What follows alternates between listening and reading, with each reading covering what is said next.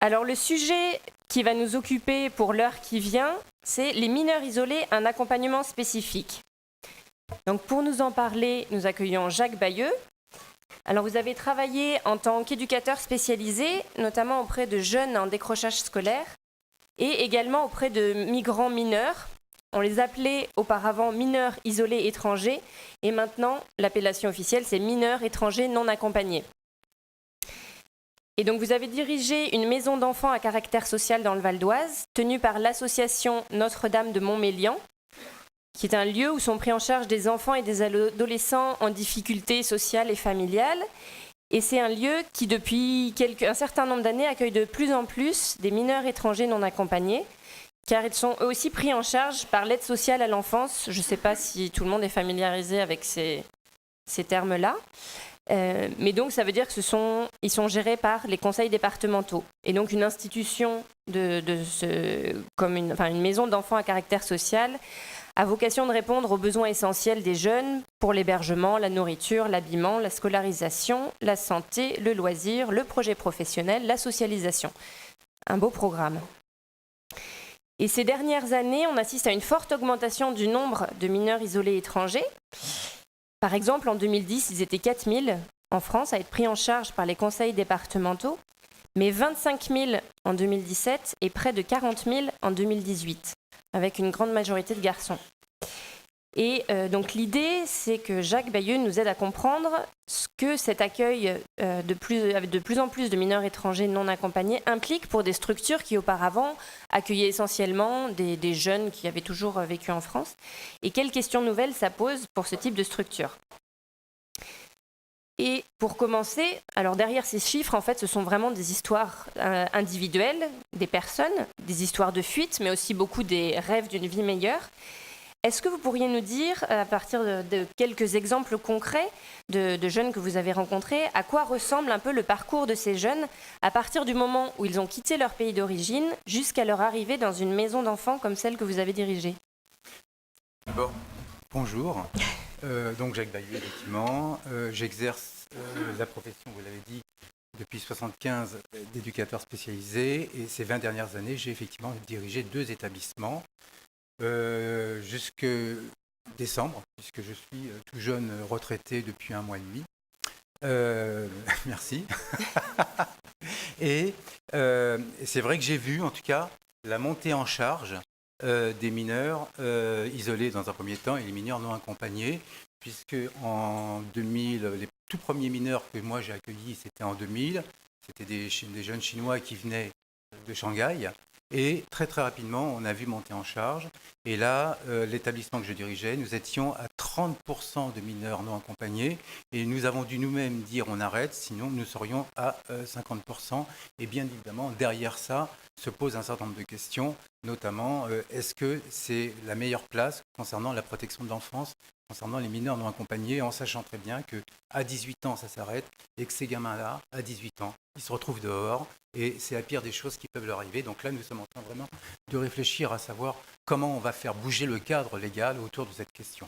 Mais pour revenir à votre question, effectivement, lorsque les jeunes arrivent, d'abord ils viennent, on accueillait des jeunes du Pakistan, du Mali, de Guinée-Conakry, et effectivement, ces jeunes viennent soit pour une vie meilleure, ils deviennent rapidement des acteurs économiques de leur pays, soit éventuellement pour chasser un peu, soit la violence, soit, je veux dire, les difficultés qu'ils peuvent rencontrer intrafamiliales chez eux. Lorsqu'ils arrivent sur le sol européen, ils se font valoir, s'ils y arrivent, en disant « je suis mineur », et à partir de là, s'ils arrivent à démontrer avec un minimum de documents qui sont mineurs, ils peuvent être mis à l'abri. Normalement, c'est 5 jours, pour ceux qui connaissent, mais ça peut durer des semaines et des semaines. Et à partir de là, ils passent devant un dispositif d'évaluation qui décide s'ils sont mineurs ou s'ils ne sont pas mineurs. Et si effectivement, ce dispositif d'évaluation départemental dit qu'ils sont mineurs, à ce moment-là, ils peuvent être pris en charge par un établissement. Mais nos établissements sont depuis plusieurs années tellement surbookés que ces gamins, même reconnus mineurs, peuvent passer des mois et des mois à l'hôtel en attendant qu'une place se libère dans un établissement. À titre d'exemple, sur le département du Val d'Oise, à la fin décembre 2018, 170 jeunes avaient été reconnus mineurs, étaient donc en attente de place, je vous dis bien, en attente de place, et il y en avait 600 dans les hôtels en attente d'un rendez-vous avec la DEMI. Donc vous voyez un peu à quel point la DEMI étant donc le dispositif d'évaluation des mineurs non accompagnés, si je peux en dire deux mots autour de cette question, puisque aujourd'hui, on n'a pas d'éléments objectifs qui permet, sauf si le jeune arrive avec un document, et encore, ce document, des fois, il peut être falsifié même à la frontière. Donc, on n'a pas de jeunes. S'ils n'arrivent pas avec des éléments très objectifs, ils passent devant une commission, qui est en réalité un éducateur, peu formé, en lien avec le département, et ils essayent de voir, par rapport au récit du jeune, si effectivement ce récit est concordant, et s'il est honnête et sincère, puisque ce que dit la loi. Et si on estime que le récit du jeune est honnête et sincère, il peut être éventuellement reconnu mineur. Et après, effectivement, une place est sollicitée dans un de nos établissements. Voilà comment les jeunes nous arrivent dans nos établissements. Et alors, on a discuté en amont de cette présentation, et vous disiez que souvent les discours, enfin, les récits justement étaient formatés, mais ce que vous arriviez à avoir comme la confiance que vous arriviez à créer ensuite avec les jeunes vous permettait d'accéder à d'autres récits. Alors, d'abord, il faut du temps. Il faut énormément de temps, et j'aurai l'occasion de vous donner 2-3 exemples. Lorsque les jeunes arrivent, c'est vrai que les discours sont formatés. D'abord parce que les passeurs, c'est comme ça qu'ils les font rentrer. Donc les passeurs sont des gens, vous imaginez, je veux dire, un passage d'un jeune, nous on a évalué à peu près, c'est entre 3 000 et 8 000 euros. Vous imaginez qu'on ne sort pas comme ça quand on est une famille avec 8 000 euros. Donc derrière ça, c'est nécessairement de l'endettement. Alors on a peut-être vendu 3-4 vaches au Pakistan, un ou deux terrains, mais ce n'est pas ça qui paye les 8 000 euros. Donc on voit bien que ces jeunes arrivent avec une famille endettée. Donc ils ont intérêt à faire en sorte que leur discours soit cru. Donc ça c'est la première chose. Et les passeurs formatent le discours. Il faut que tu dises ça, il faut que tu dises ça, il faut que tu te mettes à pleurer à tel endroit, il faut que tu... Enfin voilà, il faut vraiment... Bon. Et on se rend compte que souvent les discours sont assez formatés.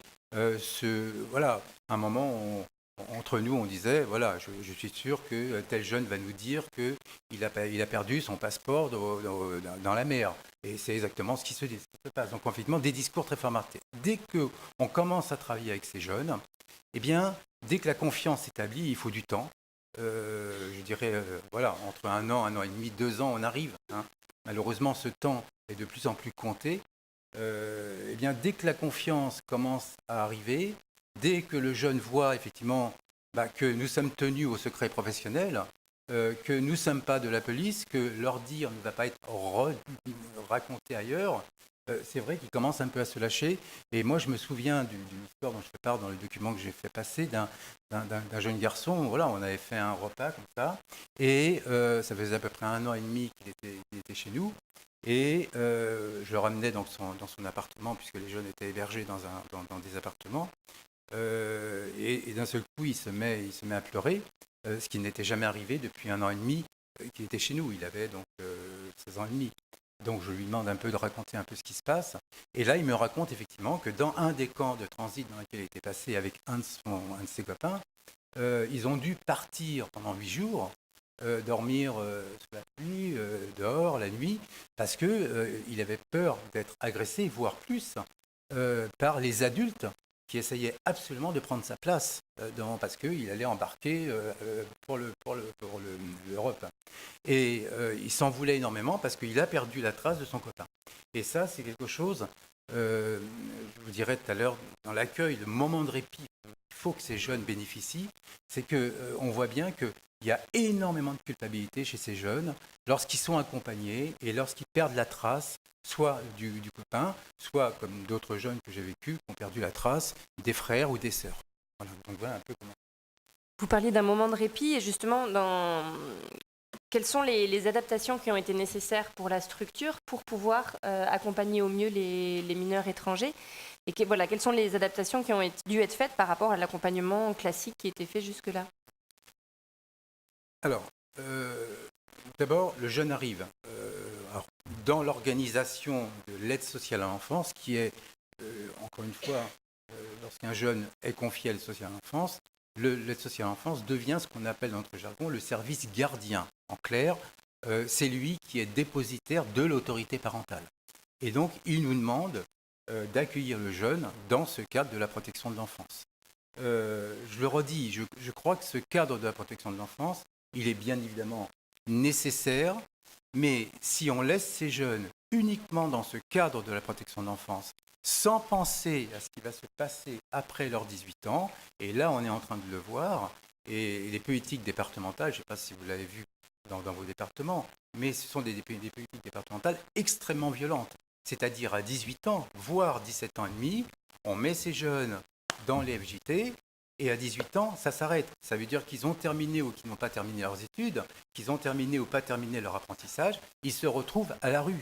Et souvent, ils se retrouvent à la rue sans rien. C'est une réalité aujourd'hui, et on l'a vu sur le Val d'Oise, où voilà, moi je comprends que les départements, ils se sont trouvés, au point de vue financier, en très grande difficulté, mais c'est en train de revenir en boomerang, notamment à travers les économies parallèles qui sont en train de se structurer, et puis la délinquance, voire les actes prostitutionnels, parce qu'il faut bien que ces gamins, à un moment, ils mangent, ils n'ont rien. Voilà. Bon. Pour répondre à votre question, donc, on fait l'admission des jeunes, et on est obligé de refaire avec ces jeunes tout le parcours. Pourquoi est-ce qu'ils sont partis ? Pour des raisons économiques, ce qui est souvent quand même la grande majorité de ces cas, mais c'est aussi pour fuir la violence familiale ou intracommunautaire.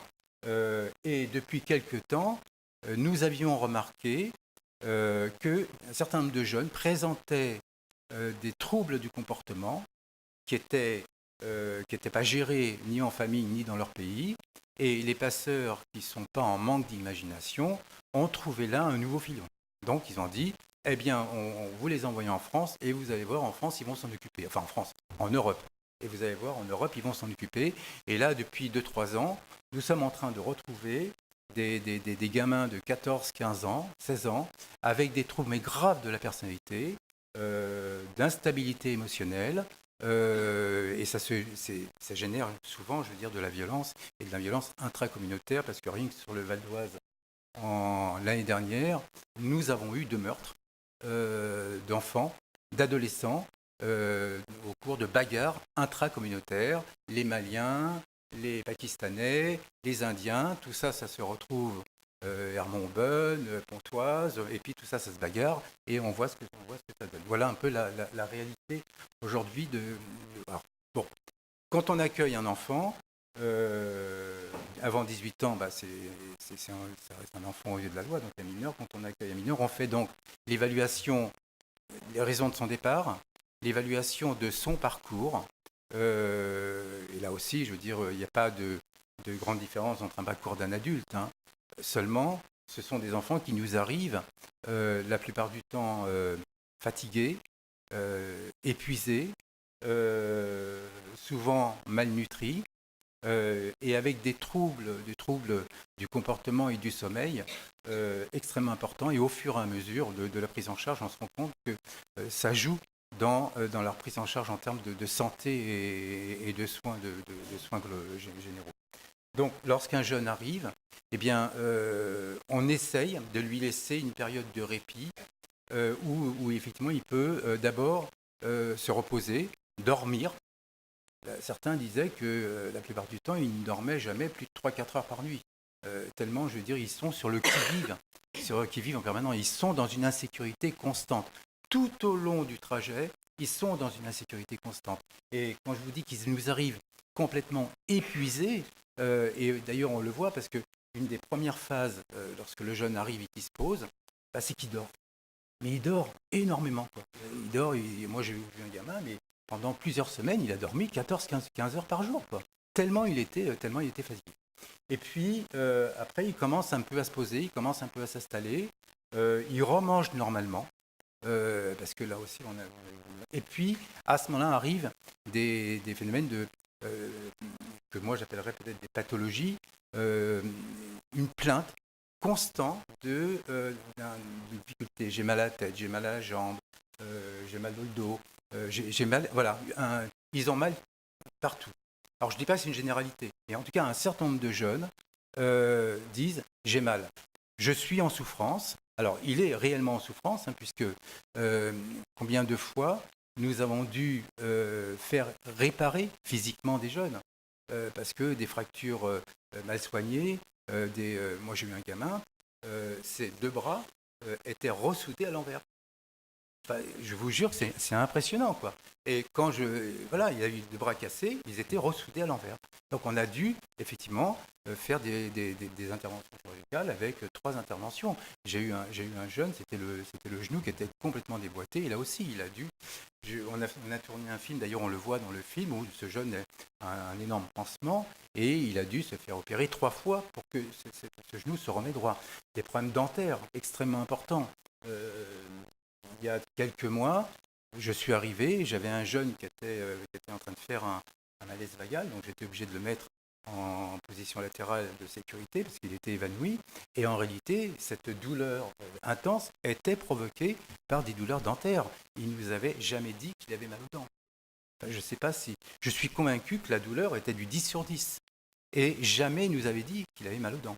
Vous imaginez à quel point on peut être résistant à la douleur quand on fait des trajets comme ça. Mais du coup, pour l'équipe qui encadre dans une maison d'enfants à caractère social, qu'est-ce que ça veut dire comme type d'ajustement, comment ça se réorganise quand on passe de 0% de mineurs étrangers à 30% ou un peu plus? Alors, d'abord, effectivement, ce n'est pas le même travail. Et aujourd'hui, peut-être dire 2 mots, peut-être dans le cadre où j'interviens, puisque j'interviens dans le cadre du réseau Don Bosco, qui est donc un réseau de Salésiens sur lesquels cohabitent, travaillent en même temps des laïcs et des religieux. Et dans le cadre du réseau Don Bosco, il y a un centre de formation, Valdoco Formation, et nous pensons effectivement à ajuster une formation spécifique aux mineurs non accompagnés, parce que ce n'est pas du tout le même travail qu'un jeune qui relève de la protection lambda. Un jeune qui relève de la protection lambda sont généralement des jeunes qui ont souffert soit de maltraitance, d'abus sexuels, d'abus physiques, soit de carences éducatives, et ça correspond à un schéma de prise en charge, que moi j'appellerais un peu d'une façon générale psycho-affectif, psycho-éducatif. Là, on n'a pas d'enfants qui ont des troubles du comportement liés, je veux dire, à la maltraitance familiale ou à des carences du pays, autres que celles du pays.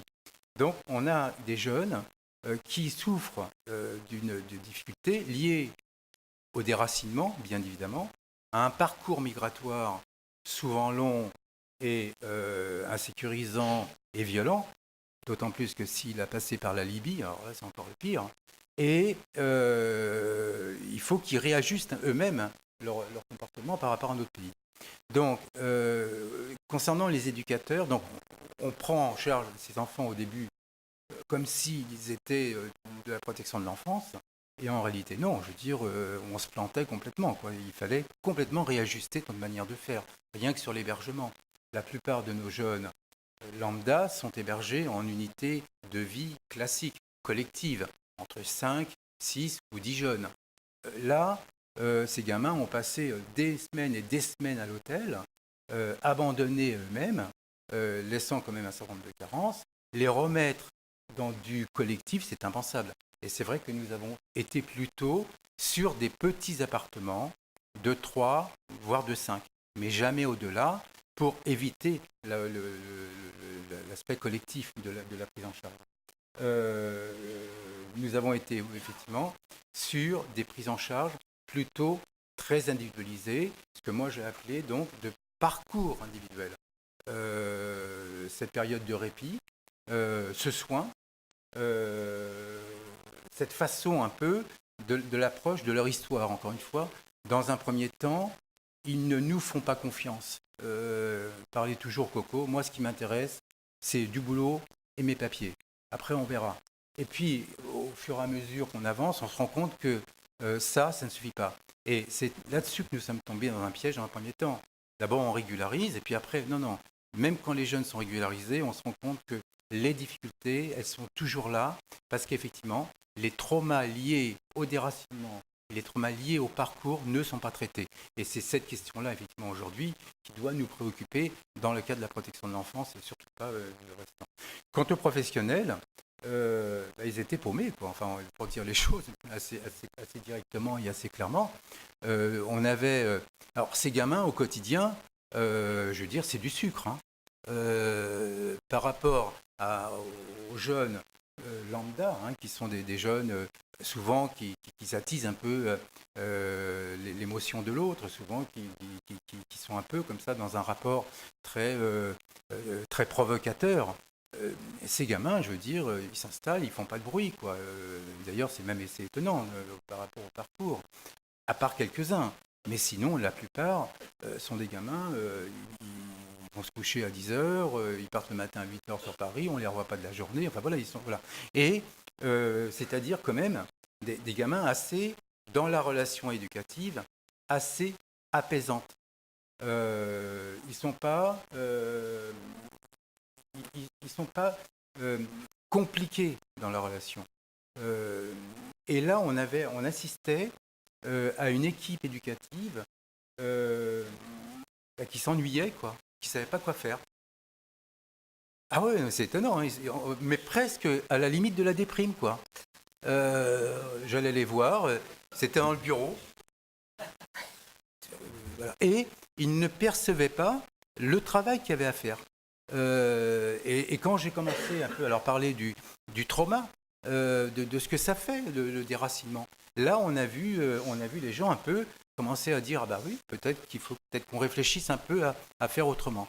Et on a dû former au moins une éducatrice à tout ce qui est les aspects de la régularisation des jeunes, puisque dès 2012, et ce que je dis dans le document, c'est-à-dire dès 2012, on se rend compte que d'abord la régularisation se complexifie, qu'elle s'individualise de plus en plus. Je vais vous dire c'est un jeune Marocain, qui pointe au Maroc comme ça, un petit peu, voilà, et on rencontre un administratif du Maroc. Et la feuille, je vous jure, la feuille qu'il devait envoyer au Maroc était là, comme ça. Et le garçon dit, mais ma feuille, elle est partie, enfin, cette feuille de demande d'un document officiel. Ma feuille est partie. Oui. Oui, elle est là. Oui, elle est partie. Attendez, non, voilà. Oui. Ah, tu veux? Oui. Oui, elle est partie. Et en réalité, ce qu'ils attendaient, c'était les 300 euros. Ce qu'ils attendaient, c'était les 300 euros. Comme les 300 euros n'arrivaient pas, eh bien, et cette feuille n'est jamais partie. Et le jeune n'a jamais été régularisé. Jamais été régularisé.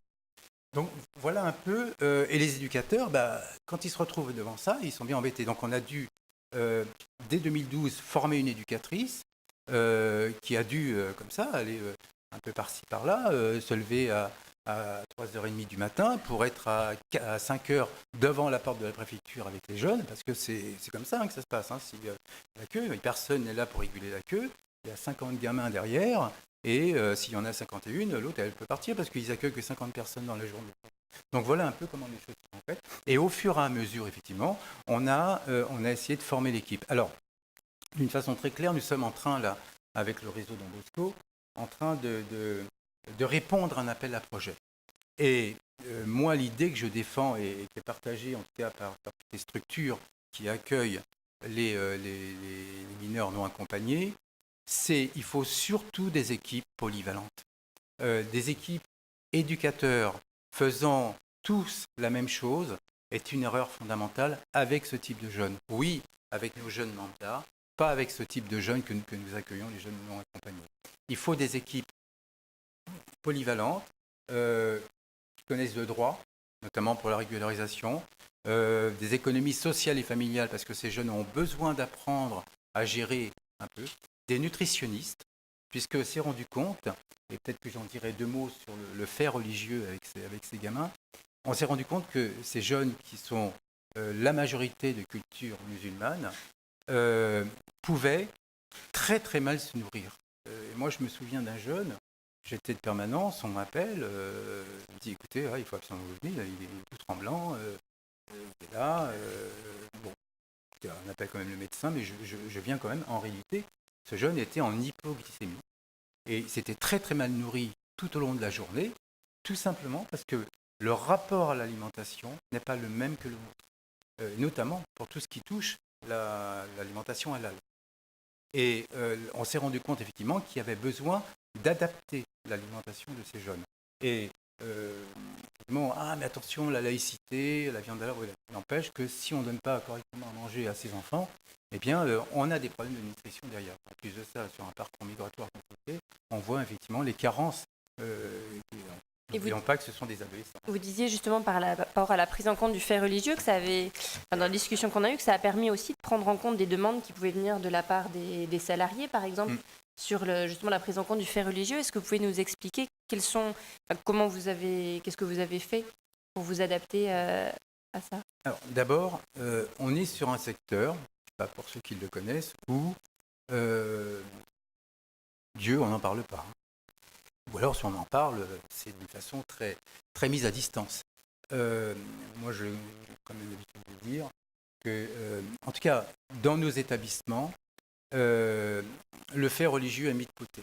On ne s'intéresse pas à savoir si, sauf depuis la loi de 2002, renforcée par la protection de l'enfance de la loi de 2007, et même encore maintenant, mais on ne s'intéresse pas à savoir si l'enfant est croyant ou pas, si la famille souhaite que l'enfant suive ou du catéchisme, c'est pas. Et ces jeunes qui viennent principalement des pays musulmans, eh bien, eux disent, mais attendez, nous, on a notre croyance et on veut absolument la pratiquer. Et ça a ramené, effectivement, la question du religieux au sein de nos établissements. Et ça, je trouve que c'est vraiment un point fort dans l'organisation. Après, effectivement, une maison d'enfants, c'est aussi d'abord un espace collectif où la laïcité doit être présente, mais c'est aussi des espaces d'intimité sur lesquels, effectivement, les jeunes doivent pouvoir pratiquer leur religion. Et on a trouvé effectivement un équilibre autour de cette question où il n'y avait pas, de musique religieuse, il n'y avait pas de prière dans l'espace collectif. Mais si effectivement le jeune faisait dans sa chambre, dans son espace intime, c'était son droit et nous n'avions pas à nous émisser dans ce droit. Si effectivement il avait, et on a organisé à plusieurs reprises, des rencontres avec des imams et au sein de l'établissement, puisqu'effectivement il y avait des conflits entre un jeune Pakistanais musulman et un jeune Malien musulman. Et effectivement, on se rendait compte que la pratique de l'islam au Mali, ce n'est pas du tout la même pratique que l'islam au Pakistan. Et là, effectivement, je me souviens d'un débat autour de la divergence. Et là, ça a rassuré complètement les jeunes. Nous acceptions le principe de la viande halal, mais pas que la viande halal. Voilà, il n'était pas question que nous ayons deux frigos, un halal ou un non halal, que nous ayons des ustensiles de cuisine différenciés. Il y avait des jeunes, effectivement, qui avaient aussi le droit de dire « moi, je ne mange pas halal ». Et puis, bien évidemment, nous avions des éducateurs musulmans aussi, et nous avions trouvé un système au sein de l'institution où ils avaient accepté, et nous avions accepté, de troquer des jours fériés. Voilà, on troquait un jour férié l'islam pour un jour férié catholique. Et à titre d'exemple, on faisait une fête de Noël, le 24 au soir. Vous savez, quand je suis arrivé dans les établissements, on faisait les fêtes de Noël avec des repas comme ça énormes, le 22 décembre, le 18 décembre. Depuis le jour de Noël, il n'y avait rien. Donc j'avais imposé la fête de Noël pour tout le monde le 24 au soir, comme vous, comme moi. Et c'était assez étonnant parce que qui nous permettait de faire cette fête de Noël le soir, le 24 au soir, c'était nos éducateurs musulmans. Et alors, vous soulignez aussi l'importance pour le jeune de développer des liens en dehors de l'institution, notamment par la présence des bénévoles. Est-ce que vous pouvez nous expliquer pourquoi? Et quels sont les points d'attention aussi pour éviter l'épuisement des bénévoles? Je pense qu'il y en a beaucoup qui peuvent se sentir concernés dans la salle. Alors, effectivement, pour moi, le bénévolat, mais c'est une posture que je défends depuis que je dirige les établissements. Dans nos établissements, le bénévolat, il est capital et il est complémentaire aux professionnels. d'abord dire pourquoi. Les professionnels, tout bienveillants qui sont porteurs d'une obligation d'autorité. Et s'ils ne font pas respecter le cadre collectif, que ce soit avec des jeunes lambda ou des mineurs non accompagnés, ils ne peuvent pas travailler d'une façon individuelle avec les enfants. Donc, ils ont cette obligation d'autorité et ils sont dans l'obligation à un moment de demander aux jeunes de laisser sa partie individuelle au profit de la partie collective. Ça, c'est vrai pour l'ensemble des jeunes accueillis, lambda, ou des jeunes mineurs non accompagnés. Et ils sont payés. L'intérêt du bénévole, c'est qu'on le met, et c'est en cela où effectivement il y a eu un vrai débat au sein de l'institution que j'ai dirigée, où au départ les professionnels avaient peur des bénévoles, en disant ils viennent nous piquer notre boulot, quoi. Ça coûte moins cher à l'institution de demander à des bénévoles de faire, alors que nous, bon, non, c'est pas de ça, c'est qu'ils viennent sur un champ qui n'est pas couvert par des bénévoles, qui est le champ de l'affectif, qui est le champ de la prise en charge de l'individualité. Et quand les professionnels ont compris effectivement cet intérêt de la complémentarité, il n'y a plus de soucis au niveau. Et nous avions, au sein de l'institution, on avait une quinzaine de bénévoles qui pouvaient aussi bien faire de l'accompagnement scolaire, mais aussi, je me souviens d'une bénévole qui était peintre et qui faisait faire de la peinture aux enfants, ce qu'aucun éducateur ne pouvait le faire. Donc, concernant les mineurs non accompagnés, il y a une chose dont je suis sûr, c'est qu'il faut, lorsque ce jeune est protégé dans le cadre de la protection de l'enfance, qu'on puisse installer des éléments qui vont continuer à le suivre une fois qu'il sera majeur. Et nous sommes en train, effectivement, dans les appels à projets, en train de structurer l'idée de famille solidaire. Des gens qui pourraient prendre contact avec nos jeunes quand ils sont dans un cadre de la protection de l'enfance, quand ils sont dans les foyers, et c'est exactement ce que nous avons fait avec la paroisse Don Bosco à Paris, où nous avons créé des liens entre des jeunes de la paroisse et des jeunes de chez nous, pour que ces liens qu'on va tricoter, qu'on va tisser, qu'on va fonder quand les jeunes sont dans la protection de l'enfance, eh bien, puissent se poursuivre une fois qu'ils sont majeurs et qu'ils ne se retrouvent pas dehors, puisque pour moi, en tout cas, c'est vraiment mon obsession. Ça ne sert à rien d'avoir protégé des enfants pendant 2 ans, 3 ans, si après, c'est pour les remettre dehors à 18 ans, en attendant. Voilà, ça ne sert à rien, il faut penser vraiment les dispositifs de comment on va continuer la protection, même si je comprends que les départements ne souhaitent pas le faire. Et alors, qu'est-ce qui se passe justement une fois qu'ils ont 18 ans ? Alors, actuellement, malheureusement, vous savez les départements peuvent avoir la possibilité de prolonger des prises en charge jusqu'à 21 ans dans le cadre de contrats jeunes majeurs. Mais c'est une volonté du département, ce n'est pas une obligation, sauf bien évidemment si le jeune est reconnu en tant que jeune vulnérable. Et ça, c'est la MDPH, pour ceux qui le connaissent un peu, c'est-à-dire c'est les maisons de l'handicap qui reconnaissent la vulnérabilité et qu'on peut faire reconnaître devant un tribunal. Si le jeune, il n'y a pas de reconnaissance de vulnérabilité, eh bien à 18 ans ça s'arrête et c'est exactement ce qui se passe actuellement dans la plupart des départements.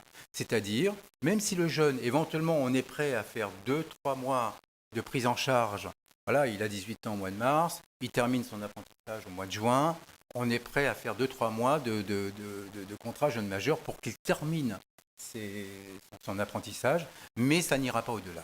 Et vraiment, mais combien de fois, et d'ailleurs l'institution et l'association ont accepté de proroger des prises en charge, alors que nous n'étions plus payés pour ça, pendant plusieurs mois, pour éviter que des gamins se retrouvent à la porte, se retrouvent dehors. Mais sinon, ils sont dehors. Actuellement, il n'y a rien qui protège un mineur. Une fois qu'il a 18 ans, il devient majeur et donc il tombe sur le coup du droit commun. Un certain nombre d'établissements refusaient d'accueillir des jeunes de 17 ans et plus en disant « qu'est-ce qu'on peut faire en 6 mois ?» Et nous, on continuait à accueillir des jeunes de 17 ans. Parce que je pense que même si on n'avait que 6 mois, mais les 6 mois qu'on travaillait, eh bien, ça permettait de casser du lien. Et que c'est vrai que très peu de jeunes de chez nous se sont retrouvés dehors. Mais c'est quand même la réalité de ces jeunes qui deviennent majeurs et sur lesquels, effectivement, ils sont. Et alors, je voudrais juste, avant que vous puissiez poser des questions, en poser une autre.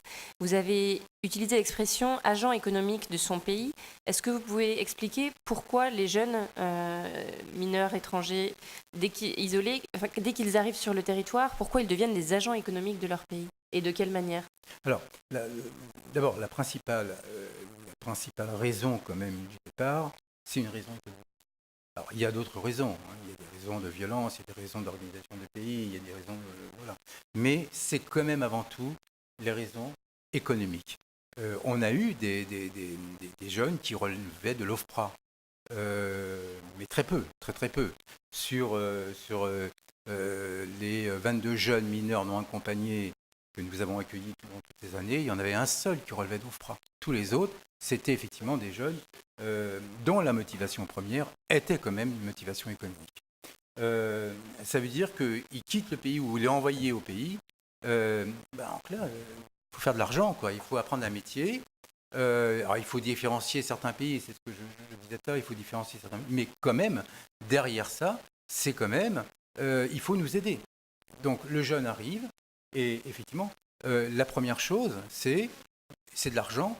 Et c'est les papiers. Voilà, il faut trouver de l'argent rapidement, il faut gagner de l'argent rapidement. Alors, pour certains employeurs, peut-être dans la salle, je ne sais pas, mais ce sont des gamins, ce sont des mains en or. Hein, je veux dire, ils travaillent 15 heures par jour, ils ne rechignent pas, je veux dire, ça y va. Hein, je veux dire, samedi, du lundi au dimanche, on se repose éventuellement dimanche après-midi et on recommence le lundi. Pour vraiment, ce sont des gamins, mais qui ont une volonté au travail et en plus sur des champs qui ne sont pas pourvus, hein, qui sont les champs du bâtiment, qui sont les champs de la cuisine, qui sont les champs de la pâtisserie, qui sont les champs de la restauration énormément. Donc ce sont vraiment des gamins qui bossent et qui ont envie de travailler. Bon, moi je me souviens de ces gamins en apprentissage, enfin je veux dire, ils se levaient à 5 heures du matin pour être à 6 heures et ils travaillaient jusqu'à 23 heures le soir, quoi. Alors voilà, donc d'abord il faut qu'ils envoient de l'argent au pays. Et puis on avait constaté chaque jeune qui arrivait, puisqu'il était en semi-autonomie, avait le droit à une dotation mensuelle qui pouvait aller de 350 à 420 euros par mois, qui comprenait généralement l'alimentation, qui comprenait l'argent de vêture, qui comprenait l'argent de poche, et puis un certain nombre de gratifications. Bon. Et on s'est rendu compte que souvent les jeunes, la moitié de cet argent ne servait pas au pourquoi on leur donnait, mais partait immédiatement au pays. Enfin, 15 euros pour nous, c'est peut-être pas... Voilà. Au pays, je peux vous assurer qu'au Pakistan, 15 euros, c'est quand même quelque chose d'important. Quoi. C'est un revenu mensuel. Quoi. Et on a dû effectivement être attentif à ces questions, puisqu'on avait des jeunes, par exemple, qui ne mangeaient que du riz. Donc d'où les problèmes de nutrition et toutes les pathologies qui pouvaient sortir. Voilà. Donc nous étions obligés effectivement de fournir. Par contre, ce que nous avions mis en place, c'était des stages de gratification interne. C'est-à-dire que des jeunes travaillaient en interne, nous les gratifions, et cet argent-là que nous leur donnions, ils en étaient libres d'en faire ce qu'ils voulaient. Voilà. Ça venait un peu équilibrer un peu les restrictions qu'on mettait. Merci beaucoup. Alors, je propose de vous passer la parole. Si vous avez des questions pour approfondir ou des choses qu'on n'a pas abordées avec Jacques.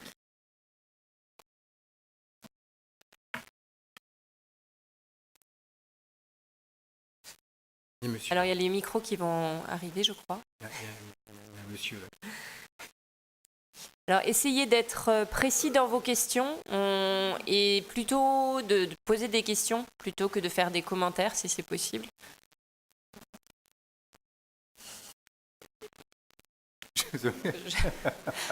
Alors, restez les mains en l'air. Les micros arrivent. Alors, il y a une question devant à gauche, une question en bas à droite.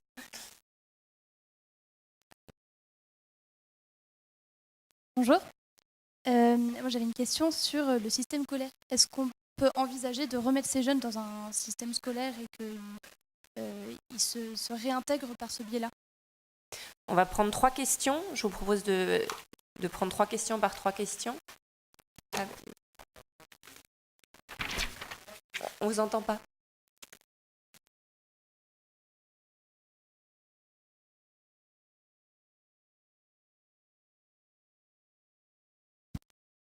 Sinon, une question au fond de la salle en attendant que le micro devant marche. Oui. Allez-y. Allez-y. Avez-vous constaté dans les foyers ou dans certains foyers la radicalisation de certains jeunes? Si oui, pourquoi? Sinon, à votre avis, pourquoi?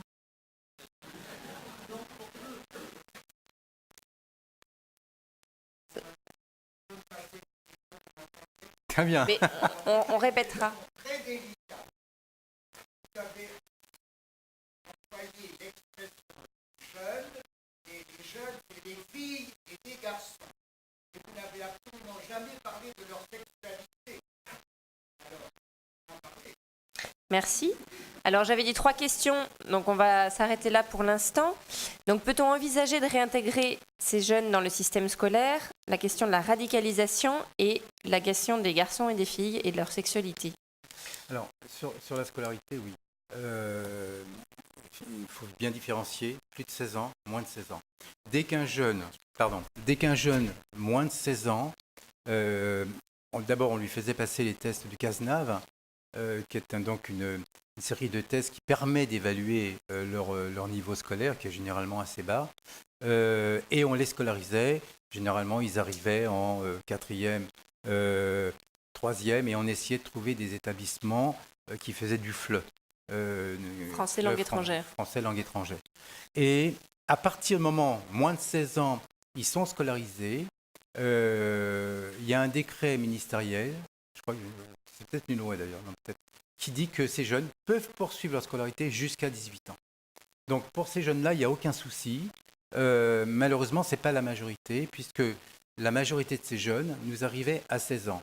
Et là, je pense qu'il y avait une vraie stratégie de la part des conseils départementaux, puisque il faut savoir qu'un jeune ayant plus de 3 ans de prise en charge à l'aide sociale à l'enfance peut effectivement solliciter un contrat jeune majeur. Je ne veux pas dire qu'il l'aura, mais il peut le solliciter. Alors que lorsque la prise en charge est moins de 3 ans, il ne peut même pas le solliciter. Donc les choses sont au moins c'est clair à ce niveau-là. Et je pense effectivement que ces jeunes, même s'ils étaient reconnus mineurs, eh bien, passaient énormément de temps et que les prises en charge, la plupart du temps, en tout cas ces derniers temps, c'était après 16 ans. Et là, malheureusement, il n'y a pas d'autre choix que d'aller tout de suite sur la voie de l'apprentissage. D'abord, c'est plus facile en termes de régularisation. Attention de ne pas se faire piéger avec un titre de séjour étudiant. Moi, j'en ai un aujourd'hui, ça fait 2 ans qu'il se bat et il a dû continuer à prolonger son apprentissage, il y a 4 ans qu'il est en apprentissage, parce qu'il est piégé avec cette carte étudiant. C'est vraiment essayer d'avoir tout de suite une carte vie et famille qui les autorise à travailler, mais attention à la carte étudiant, c'est vraiment le piège. C'est plus facile à avoir, mais une fois que le jeune est enfermé dans cette carte étudiant, il ne peut plus rien faire. Ça, c'est très clair, ou alors, ça va demander du temps, mais c'est très compliqué. Donc, on les mettait en apprentissage sur les champs professionnels dont je vous parlais, et on travaillait bien évidemment avec des partenaires CFA qui nous permettaient effectivement d'avoir des employeurs, et là, effectivement, c'était jouable. Ce qu'il fallait, l'enjeu, c'était absolument qu'ils aillent au bout de leur apprentissage, qui allait, voilà. Donc, vous voyez, un jeune à 16 ans, ça va. Quand il commence à 17 ans, là, c'est même pas pensable d'imaginer une scolarisation. La deuxième question portait sur la radicalisation. Oui, on a eu des jeunes, oui, bien sûr. Et ça m'est arrivé de faire des signalements. Ça m'est arrivé, d'autant plus qu'on avait peur d'intrusion de personnes arrivant de l'extérieur. Ça n'a pas été pléthore, en 4 ans, sur à peu près je dirais une 60aine de jeunes accueillis. Oui, c'est ça, on en a eu 2. Et malheureusement, ça s'est mal terminé pour un, puisqu'il est incarcéré aujourd'hui. Non pas pour ses faits de radicalisation, mais notamment ce fameux meurtre dont je faisais parler, puisqu'effectivement, il s'est mis en difficulté sur une bande avec des jeunes du Val d'Oise, et il s'est retrouvé malheureusement incarcéré, et il est très probable qu'une fois que sa peine sera purgée, qu'il soit expulsé. Donc effectivement. Voilà. Alors pour la mixité, non, pour moi c'est pas une question. Chez nous, les adolescents. Alors c'est une organisation particulière. Une maison d'enfants, c'est quand même une organisation. Un groupe d'enfants, d'une dizaine d'enfants de 4 à 12 ans, c'est la mixité. Nous avions des maisons d'enfants avec des couples éducatifs. Ils étaient 18, de 6 ans à 18 ans, et là, il y a la mixité. Par contre, dans nos groupes d'adolescents, il n'y a pas de mixité. Et ça va peut-être vous étonner, c'est à la demande des adolescents. Donc, c'est principalement... Alors, Notre-Dame de Montmélian, au départ, c'est avant tout des garçons qui étaient accueillis dans le cadre de formation professionnelle. Ça a évolué au fur et à mesure du temps avec l'accueil de fratries. Mais l'ADN de notre établissement était quand même l'adolescent garçon. Et lorsqu'on a voulu faire de la mixité, c'est les garçons eux-mêmes, on a eu des discussions, on a eu des débats avec les jeunes, et c'est les jeunes eux-mêmes qui nous ont demandé à ce que les unités de vie ne soient pas mixtes. Et ce qu'il disait, on en parlait à midi, ce qu'il disait, c'est, il y en a un je me rappelle dans le débat, dit moi si j'ai envie de me promener en caleçon, je me promène en caleçon. C'est-à-dire qu'on n'a pas eu de soucis. On a des filles qui étaient accueillies dans des appartements de filles intra-domaine. Voilà, on a eu effectivement un petit groupe de filles, un appartement de 5 filles, mais il n'y avait pas effectivement de mixité au sein des unités de vie d'adolescents. Je dis bien d'adolescents, je ne parle pas de l'unité où on accueillait des fratries, puisque les maisons d'enfants à caractère social, les maisons d'enfants des RANI sont aussi des maisons où on accueille des fratries. Voilà pour répondre à votre question. Merci. Est-ce qu'il y a d'autres questions? On va prendre à nouveau 3 questions, s'il vous plaît. Il y a une question en haut à droite, enfin vers le milieu à droite aussi. Ah, il n'y a qu'un micro, donc il faudra faire passer le micro. Donc je pose ma question. Oui. Est-ce que vous pouvez nous dire ce que deviennent ces jeunes quelques années après?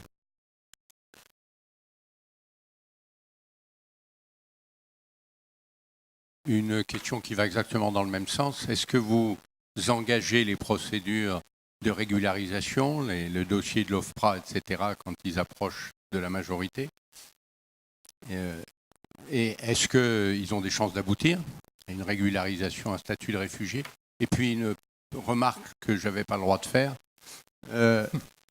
Il y a un film qui est très marquant qui s'appelle « J'ai marché jusqu'à vous » de Rachid Oujdi et qui concerne les jeunes mineurs étrangers à Marseille et qui n'ont pas la chance d'être dans un centre qui sont pour 600 d'entre eux dans la rue. Voilà. Merci. Il y avait une question d'un monsieur tout au bout là-bas qui n'a pas pu avoir de micro. Je veux bien que vous lui fassiez passer, s'il vous plaît.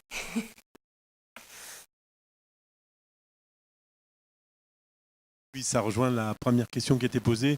Que deviennent les jeunes et est-ce qu'ils viennent vous revoir? Est-ce que vous avez des contacts avec eux? Est-ce qu'il y aurait éventuellement une question devant?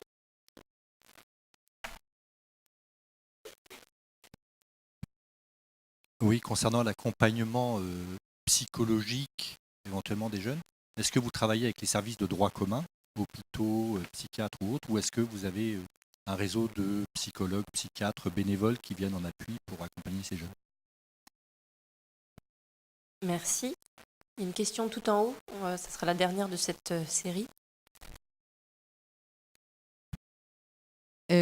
Quand on parlait tout à l'heure des Jumina, puisque c'est le sujet, mais est-ce qu'on a une idée, est-ce que vous avez une idée du nombre de filles et du nombre de garçons? Parce que dans le Cher, département où nous accueillons des Jumina, il y a, par exemple, si je prends sur une structure, il y a une fille pour 88 jeunes. Donc voilà, je voulais savoir si c'était propre à cette réalité chez nous ou si c'est de manière générale. Et ma deuxième question serait plutôt, qu'est-ce que vous verriez comme action possible, collectivement, avec l'ensemble des structures qui accueillent ces mineurs isolés, pour qu'on puisse aller au-delà? Parce que c'est vrai que les retrouver à la rue à 18 ans, c'est juste pas possible. Voilà, qu'est-ce qu'on peut faire pour que des contrats jeunes majeurs aillent plus loin, pour que éventuellement d'autres solutions. Mais comment est-ce qu'on peut donner jour à cela, faire connaître et peut-être agir? Merci. Oui, juste pour répondre tout de suite, parce que les réponses peuvent être rapides. Alors, rien que sur les chiffres de 2017, sur 100 jeunes mineurs non accompagnés, 94% sont des garçons, 6% sont des filles. Voilà. Et les filles, nous, on en avait je peux en accueillir 2 ou 3, mais c'est quand même des structures spécifiques. Voilà. Quitte à ce que ça va vous étonner et ne percevez pas comme une provocation de ma part, je pense qu'il faut qu'on pense la majorité de ces jeunes en dehors de l'institution de la protection de l'enfance. Je pense que c'est une erreur de continuer à la penser parce que, allez, vous allez faire le contrat jeune majeur, éventuellement 6 mois, 1 an, c'est du sursis. Il faut penser quelque chose de plus pérenne au-delà de la protection. C'est bien, ils sont pris en charge par la protection de l'enfance, mais n'allons pas de nouveau solliciter les départements qui sont déjà bien en difficulté avec ces mineurs, au risque effectivement qu'ils vont eux-mêmes ramener des restrictions, et c'est exactement ce qui s'est passé. Ça veut dire que vous avez 2-3 associations qui ont fait des recours concernant les contrats jeunes majeurs. Pas de problème. À partir de 17 ans et demi, on les a mis au FJT. Au moins, on était sûr qu'au FJT, ils n'allaient pas faire de recours. Le FJT, tout le monde connaît. Foyer des jeunes travailleurs. Et ils ont passé, en tout cas pour ce qui est du Val d'Oise, mais je sais que ça s'est passé aussi ailleurs, ils ont passé des accords où les jeunes, à 17 ans et demi, partaient en FJT. Ils étaient pris en charge, mais à 18 ans, ça s'arrêtait. Et ce n'est pas les FJT qui allaient, puisqu'ils avaient effectivement... Voilà. Donc vous voyez, je veux dire, non, moi je pense que la majorité de ces jeunes doivent se penser dans le champ associatif et à partir effectivement d'une solidarité citoyenne. Voilà, mais ça, voilà, c'est là-dessus, à mon avis, qu'il faut qu'on aille. Alors, je vais essayer de... Sur la régularisation, la moitié de nos jeunes arrivaient quand même avec des documents officiels qu'on arrivait à faire valider aux ambassades, puisque dès qu'un jeune arrive, on demande la carte, la carte consulaire, qui permet. Nous, on leur fournissait déjà un document, parce que dès qu'un jeune arrive, on avait un document avec leurs photos et pour éviter effectivement, en cas de contrôle, d'être emmené en zone de rétention. Mais après, très rapidement, on demandait la carte consulaire et rapidement, on mettait en œuvre la procédure. Et à 18 ans, la moitié de nos jeunes étaient régularisés avant leurs 18 ans. Donc ils avaient la carte d'1 an, renouvelable d'1 an. Bon, voilà. Après, les autres, ils arrivaient à être régularisés. Voilà. On a eu, en 2-3 ans, on a eu peut-être 5-6 refus de régularisation, soit parce que les jeunes n'étaient pas mineurs, donc ils n'arrivaient pas à prouver leur minorité, soit effectivement, ils avaient, à quel moment ça s'est passé, mais ils avaient pris l'identité de quelqu'un d'autre. Et donc ils n'ont pas pu démontrer, et notamment, je ne sais pas si vous connaissez le système NADRA avec les Pakistanais, où ça c'est extrêmement, c'est ce que je disais, les tracasseries administratives ont commencé par là. Des systèmes informatisés, très pointus, qui fait que la moindre... Voilà. C'est là-dessus d'ailleurs que à la police des frontières, ils jouent, où on prend... non, on raye. Simple rayure, déjà, ça suffisant. Mais c'est vous... Non, c'est arrivé comme ça, quoi. En réalité, c'est quand même à la frontière que ça s'est passé, quoi. Voilà, donc quand même, 90% de nos jeunes étaient régularisés, mais grâce surtout à l'apprentissage. Voilà. Parce que dès qu'on a un employeur, et encore une fois, c'est vraiment des gamins qui bossent, quoi. C'est vraiment des gamins qui en veulent. Et lorsqu'ils sont installés, moi je me rappelle d'un garçon, il est arrivé, je donne son nom parce que en plus c'est un parcours exemplaire et il a 22 ans maintenant, 23 ans, et Modibo, il s'appelait, et il a du Mali, il savait ni lire ni écrire, et je fais, qu'est-ce que tu as envie de faire? Et, monsieur, je veux devenir président du Mali. Bon, mais en attendant, qu'est-ce que tu as envie de faire? Et aujourd'hui, Modibo, il était à la fête que j'ai organisée pour mon départ à la retraite. Il est régularisé, il est chef d'atelier dans une ligne de peinture, et il s'est marié et il a une magnifique petite fille Rose qui a 3 ans. Voilà. Donc voilà un peu les parcours. Oui, bien évidemment, la plupart des gamins, on reste en contact avec eux et nous sommes en train de réfléchir à créer une association d'anciens jeunes de chez nous, parce qu'ils ont quelque chose à nous apporter dans la trajectoire, mais aussi dans la solidarité. Je me souviens, j'ai récupéré, c'était pareil. Hein. Souvent, quand on est de contraintes, d'astreinte, on arrive ce genre de choses. Voilà, il y a 2 ans, je suis appelé, là, 10 cm de neige, ça bouge plus. Le jeune, il est en apprentissage à Garges-les-Gonesse, il faut que j'aille le chercher. Pas question, je le ramène à Irani. Enfin, je veux dire, ça roulait mal. Il fallait que déjà je rentre chez moi. Et j'ai appelé un jeune qui habitait à Sarcelles, qui avait son appartement à Sarcelles. J'ai fait, écoute, Ahmed, là, j'ai absolument besoin que tu m'aides. Et dans les 10 minutes qui suivent, je veux dire, sa porte était ouverte. Et il m'a hébergé le jeune pendant 2 jours, quoi. Donc, il y a des solidarités qui peuvent s'organiser.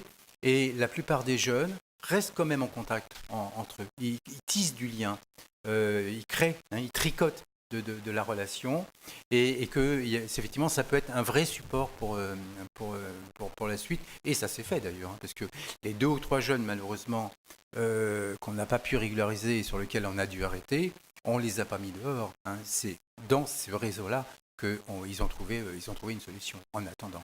Alors, il y a juste une question autour de l'OFPRA. Moi, je vous disais, hein, sur l'ensemble des jeunes, il n'y en avait qu'un seul qui relevait de l'OFPRA, hein, qui était donc apatride et qui était là pour des raisons politiques. Hein. Tous les autres étaient bien là, je veux dire, dans le champ économique. Hein. Ce n'étaient pas des gamins qui relèvent de l'OFPRA. Enfin, la plupart de ces jeunes arrivent quand même sur le territoire d'une façon frauduleuse. Voilà, c'est quand même aussi ça la réalité. Et il y avait une question sur l'accompagnement psychologique. Est-ce que c'était un accompagnement psychologique classique ou est-ce qu'il y a des dispositifs autres qui sont prévus pour eux ? Alors, très peu. Moi, j'ai fait appel à un monsieur qui travaillait dans le cadre de la Croix-Rouge et sur lequel, effectivement, il parlait plusieurs langues parce que le problème, c'est la langue. Et qui était effectivement qui était psychologue. Non, je crois qu'aujourd'hui, il n'y a pas en tout cas à ma connaissance, on n'a pas du personnel au sein de nos institutions formé pour accompagner ces jeunes. Nous, on fait appel à Avicenne, le service Avicenne, on a un service d'ethnopsychiatrique très, très fort. Et puis, on se débrouille, on bricole. Mais on n'a pas de réseau autour de cette question. Bien sûr, ça manque. C'est un nouveau métier. Moi, je reste convaincu qu'on est en train vraiment de forger un nouveau métier. Alors, il y avait une question sur quelle action collective serait possible de la part des structures qui travaillent autour de ces jeunes. C'est ce que je disais. Il faudrait sortir de la protection. Moi, je pense que alors, les appels à projets, c'est pour les mineurs. Hein. Vous vous rendez compte que le prix de journée, à peu près, dans une maison d'enfants à caractère social, c'est quand même une structure qui fonctionne 24 heures sur 24, 365 jours dans l'année. Donc, le prix moyen dans une maison à caractère social, c'est à peu près 150-152 euros par jour. C'est à peu près la moyenne. Un peu plus, un peu moins, mais la moyenne, c'est quand même. Là, la plupart des appels à projets, ils nous disent, attention, la fourchette, c'est entre 50 et 80 euros. C'est-à-dire, vous imaginez, ça veut dire pas de veilleur de nuit, ça veut dire pas d'accompagnement spécialisé, ça veut dire tout ça. Ça veut dire qu'on va structurer, et ils font des appels à projets de 300 places. Première tranche, 300 places, et fin 2019, si effectivement il y a besoin de 300 places de nouveau pour 2020-2021. Don Bosco a décidé de répondre à un projet pour 75 places.